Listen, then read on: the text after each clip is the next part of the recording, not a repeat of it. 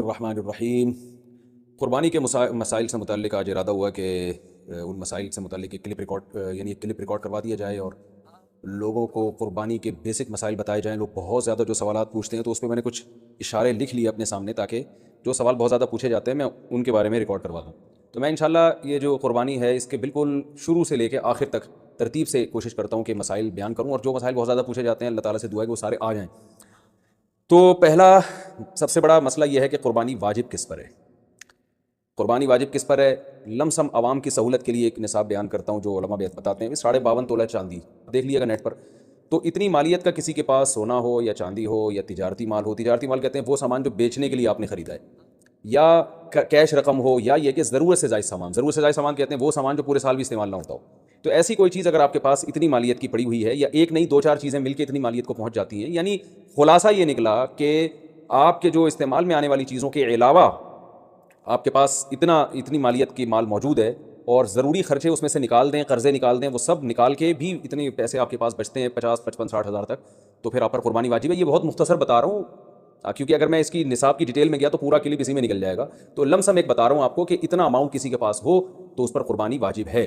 پھر بھی سمجھ میں نہ آئے تو اس بارے میں میرے دوسرے کلپ یوٹیوب پہ آپ کو مل جائیں گے، یا دوسرے علماء سے آپ تفصیل پوچھ لیں، وہ انشاءاللہ آپ کو ڈیٹیل بتا دیں گے، کیونکہ نصاب میں اگر میں زیادہ ڈیٹیل میں گیا تو بہت ہی لمبی بات ہو جائے گی پھر۔ تو اس پر قربانی واجب ہے۔ بڑا مسئلہ یہاں پر ایک یہ اٹھایا جاتا ہے کہ کیا گھر کا سربراہ اگر قربانی کر لے تو سب کی طرف سے کافی ہو جائے گی، یا جو بھی صاحب نصاب ہے جس میں بھی استطاعت ہے اس پر الگ سے قربانی واجب ہے؟ اس میں فقہاء کا اختلاف ہے۔ بعض علماء کی رائے یہ ہے کہ ایک آدمی اگر گھر کی طرف سے قربانی کر لے تو سارے اہل خانہ کی طرف سے کافی ہو جاتی ہے، اور اس کے بارے میں بعض تابعین سے آثار منقول ہیں، مصنف ابن ابی شیبہ کی روایات ہیں۔ لیکن ہماری رائے یہ ہے، اور بر صغیر کے علماء کی رائے یہ ہے، اور امام ابو حنیفہ رحمہ اللہ تعالیٰ کی بھی رائے یہی ہے کہ ہر شخص پر الگ سے قربانی واجب ہے اگر وہ صاحب نصاب ہے۔ اور اس کی دو دلیلیں بہت مضبوط ہیں۔ سب سے مضبوط دلیل رسول اللہ صلی اللہ علیہ وسلم کی حدیث ہے، من وجد سعۃ لأن یضحی فلم یضحی فلا یقربن مصلانا۔ آپ صلی اللہ علیہ وسلم نے فرمایا جس کے پاس قربانی کی طاقت تھی اور اس نے قربانی نہیں کی تو وہ ہماری عیدگاہ کے قریب بھی نہ پھٹکے۔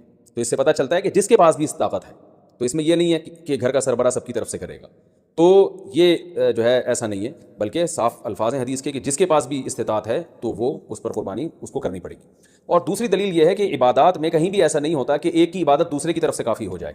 تو اس پر قیاس کا تقاضا بھی یہی ہے کہ جب اسلام میں کوئی بھی ایک عبادت دوسرے کی طرف سے کافی نہیں ہوتی تو یہ کیسے ممکن ہے کہ قربانی جو مستقل ایک سنت ابراہیمی ہے وہ ایک کرے اور دوسری کی طرف سے بھی وہ خود بخود ادا ہو جائے؟ تو یہ اس کا بھی تقاضا ہے۔ بعض حضرات یہ دلیل دیتے ہیں کہ حضرت ابو بکر اور عمر رضی اللہ عنہما قربانی نہیں کرتے تھے۔ یہ دوسرے مسئلے کی دلیل ہے۔ تو پہلا تو یہ ہو گیا کہ قربانی ہر صاحب استطاعت پر لازم ہے۔ بیگم کے پاس اگر زیور ہے اور اتنی مالیت کا ہے تو اس پر بھی قربانی واجب ہے۔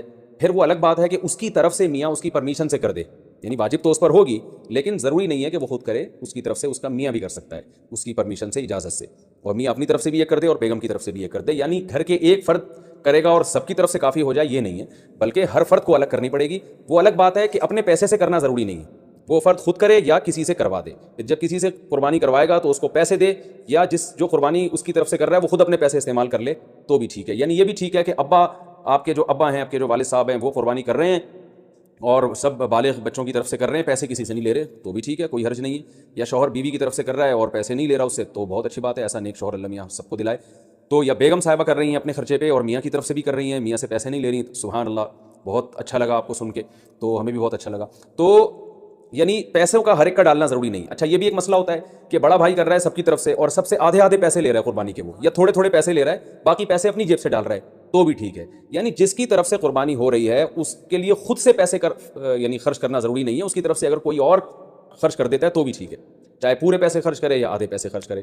قرضہ لے کے بھی قربانی کی جا سکتی ہے، آپ کے پاس اگر پیسے نہیں ہیں تو آپ قرضہ لے کے کر سکتے ہیں، اگر آپ کو یقین ہے کہ میں یہ قرضہ بعد میں لوٹا سکتا ہوں۔ البتہ قرضہ کھا کے قربانی ٹھیک نہیں ہے کہ آپ نے کسی کا قرضہ دینا ہے، وہ مانگ رہا ہے، دروازے پہ کھڑا ہوا ہے، وہ دے نہیں رہا ہے اور آپ اس کے پیسوں سے بکرے کاٹ رہے ہیں، آپ یہ ٹھیک نہیں ہے، یہ آخرت کے لیے بھی نقصان دہ ہے اور وہ بکرے کے لیے تو نقصان دہ بہرحال ہے ہی ہے۔ تو ایک مسئلہ تو یہ ہو گیا۔ دوسرا مسئلہ یہ ہے کہ قربانی کیا واجب ہے یا سنت ہے؟ تو اس بارے میں بھی دونوں رائے ملتی ہیں علماء کی۔ جو علماء کہتے ہیں سنت ہے وہ بھی عام سنت نہیں مانتے بلکہ سنت مؤکدہ۔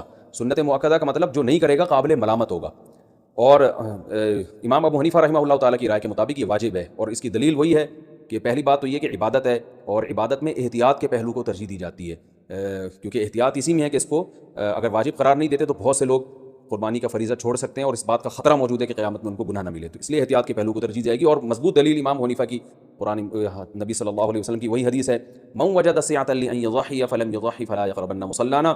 آپ صلی اللہ علیہ وسلم نے فرمایا جس کے پاس قربانی کی گنجائش تھی اور اس نے قربانی نہیں کی وہ ہماری عیدگاہ کے قریب بھی مت پھٹکے. آپ صلی اللہ علیہ وسلم 10 سال مدینہ منورہ رہے, ہمیشہ آپ صلی اللہ علیہ وسلم نے قربانی کی. بعض حضرات یہ دلیل دیتے ہیں کہ حضرت ابو بکر اور حضرت عمر نے قربانی نہیں کی اپنے دور خلافت میں, اس سے پتہ چلتا ہے کہ قربانی واجب نہیں ہے. تو یہ دلیل اس لیے درست نہیں ہے کہ حضرت ابو بکر اور حضرت عمر رضی اللہ تعالیٰ عنہ مسکین تھے, غریب تھے, اگرچہ مسلمانوں کے خلیفہ تھے, لیکن یہ ان کی ایک کوالٹی تھی کہ اتنے لاکھوں مربع میل کے مالک ہونے کے باوجود وہ پیون زدہ کپڑے پہنتے تھے. تو صاحب استطاعت پہ قربانی واجب ہے. یہ دونوں حضرات بڑے تھے مگر قربانی نہیں کی انہوں نے, جیسے کہ روایت میں آتا ہے اس کی وجہ استطاعت نہ ہونا. تو استطاعت اگر نہیں ہے تو پھر قربانی لازم نہیں ہے. بلکہ اگر آپ قرضہ لے کے قربانی کرو گے اور خطرہ ہے کہ میں قرضہ ادا نہیں کر سکتا تو پھر تو جائز ہی نہیں ہے آپ کے لیے, کیونکہ دوسروں کا حق دبا کے آپ کے لیے عبادت کو کی وجہ آوری یہ ٹھیک نہیں ہے. اس کی فضیلت کیا ہے قربانی کی؟ رسول اللہ صلی اللہ علیہ وسلم نے ارشاد فرمایا بقرعید کے دنوں میں یا ایام نہر میں اللہ کو جانور کا خون بہانے سے زیادہ کوئی عمل محبوب نہیں ہے, اور ہر بال کے بدلے میں اللہ نیکی عطا فرماتے ہیں.